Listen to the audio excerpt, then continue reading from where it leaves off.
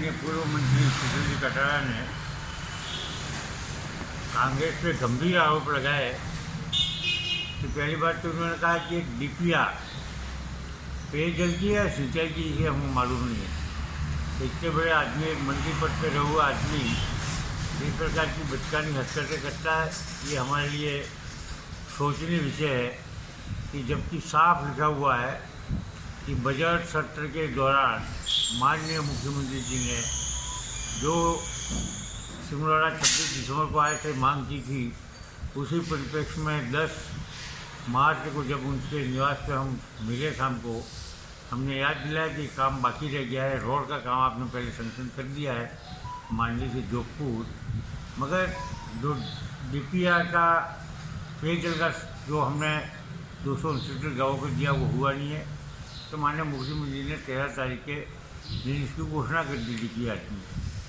अब माननीय मंत्री जी कह रहे हैं कि ये का है, क्या है, और खुद ही पंचायत राज चुनाव को देखते हुए उन्होंने इसको एडॉप्ट करने की कोशिश की है, जानबूझ के वोट लेने के लिए, तो जानबूझ के नहीं किए। और जैसा उन्होंने कहा कि हमने तो डीपीआर पहले ही बना दी थी, यहाँ 84 की आम जनता को पता ही नहीं, बल्कि इनके भाजपा के लोगों को ही पता नहीं कि डीपीआर सुशील जी ने कब बनाई। लोगों को इतना जरूर मालूम था कि ये उसके मंत्री थे, और मंत्री थे तो डीपीआर बनी थी, जबकि तो लागू क्यों नहीं की? क्या उस डीपीआर का उन्होंने अपने साथ लेके या कड़ी बनाई कि दाल बनाई कि सब्जी बनाई, इसका 84 की जनता को मालूम ही नहीं।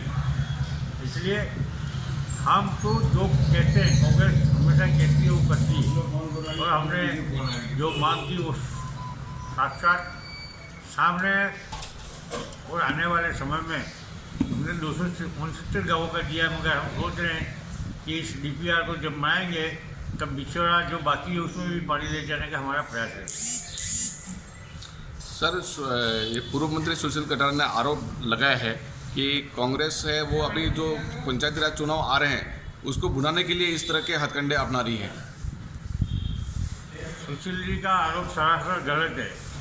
अगर पंचायत राज चुनाव आ रहे थे तो सदन का सत्र चल रहा है, विधानसभा का बजट तो पास हो रहा है, तो कब का पास करना चाहिए, हमें समझ से परे है, और ये करना नहीं चाहते थे, और खुद अभी भी बोखला गए।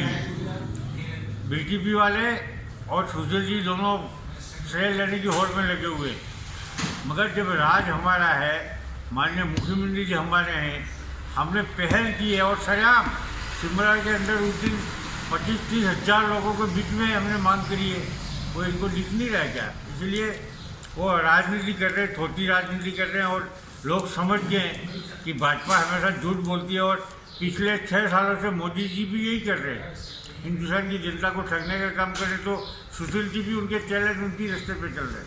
उन्होंने यह भी बताया कि इस डीपीआर से पूर्व ये दोनों राज्यों का मामला है, तो गुजरात राज्य से भी परमिशन अपने को लेनी पड़ेगी। तो इस डीपीआर से पूर्व क्या गुजरात सरकार से अपने को परमिशन या स्वीकृति?